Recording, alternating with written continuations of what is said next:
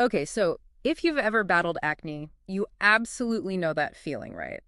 The breakout finally calms down, but then you're left with these stubborn red marks, sometimes dark spots. We tend to just call them all scars.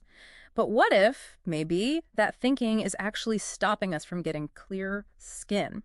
Today, we're going to cut through that confusion. We really want to arm you with the knowledge you need to, effectively manage what acne leaves behind. Exactly. Yeah, it's so common to misidentify these marks. And that means, well, we often end up treating them the wrong way. What you're seeing isn't just on the surface. It's actually a complex biological healing process happening underneath. Yeah. And understanding the science behind those marks that stick around, that's really the absolute first step to genuinely healthy skin in the long run. Right. So our mission here in this deep dive, it's not really about miracle cures or quick fixes. It's about clarity. It's about showing you the strategies that actually have an impact and guiding you towards management that, well, works. Let's get into it. We often just say scar for any spot left after a pimple, don't we? But you're saying it's a really key misunderstanding. There's a big difference between like temporary color changes and actual permanent scars. What's the core thing we need to grasp there? Yeah, the biggest mistake, honestly, in managing these post-acne marks is treating all that redness or discoloration exactly the same. What most people call red scars, they're usually temporary marks. And there are two main kinds. First, there's post-inflammatory erythema, or PIE. That's the redness, the pink spots that just linger.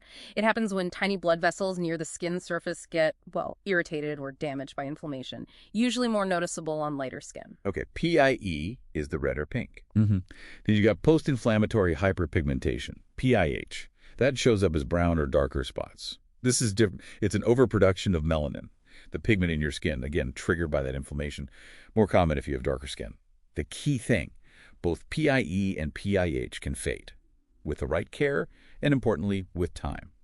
Okay, so if PIE and PIH are temporary, what makes them stick around longer or get worse or even turn into a real scar? And is there like one main thing we all tend to do that really messes things up? Oh, absolutely. The single most pivotal thing, the action that directly makes both PIE and PIH worse and seriously bumps up the risk of true scars, is any kind of picking.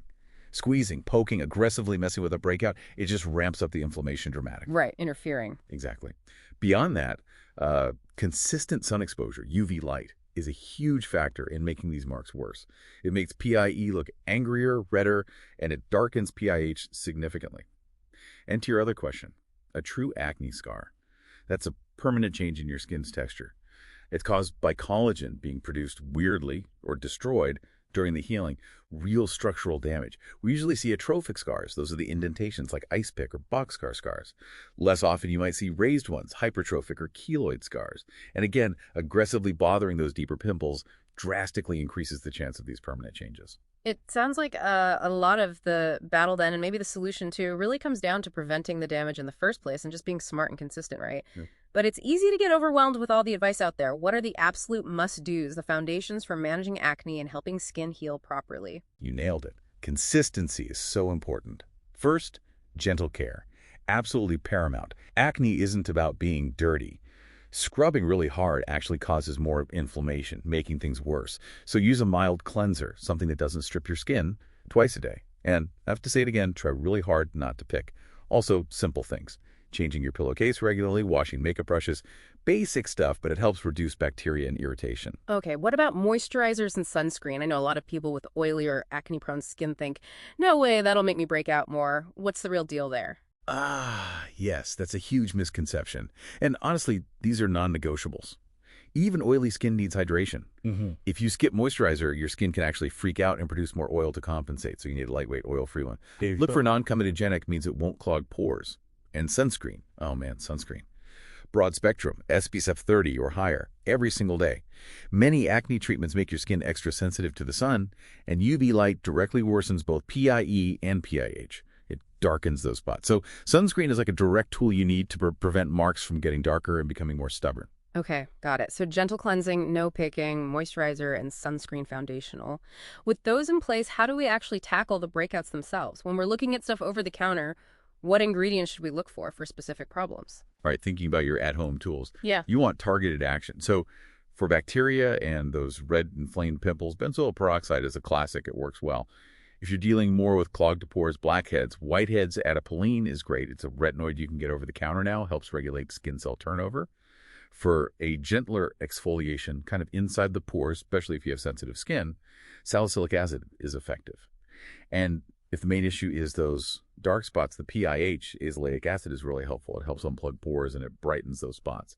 So yeah, matching the ingredient to your specific type of acne or the marks you have, that's the smart way to do it.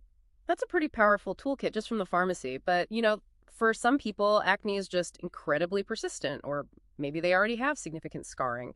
When does it make sense to say, okay, OTC isn't cutting it, time to see a professional? Yeah, that's a really important point.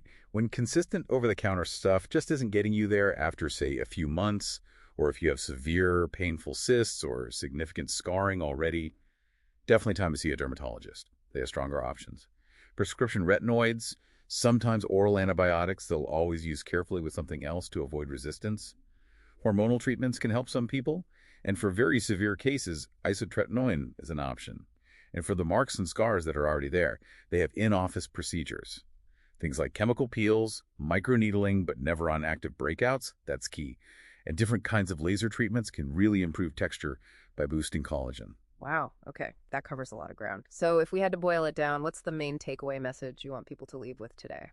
I think the core message is this: really understanding that crucial difference between temporary discoloration, the PIE and PIH, and actual permanent textural changes, the true scars.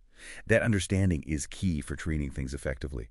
And remember, consistent gentle care, really avoiding messing with your skin, and that non-negotiable daily sunscreen, those are your most powerful tools for preventing marks from getting worse or sticking around. Managing acne, it's often a journey, not usually a one-time fix. It takes consistent effort, and sometimes, yeah, you need professional backup. But with the right knowledge, you absolutely can navigate it successfully. So knowing what you do now, maybe just think about this. What's one gentle, consistent change you could actually make to your skincare routine starting today that might truly make a lasting difference for your skin down the line?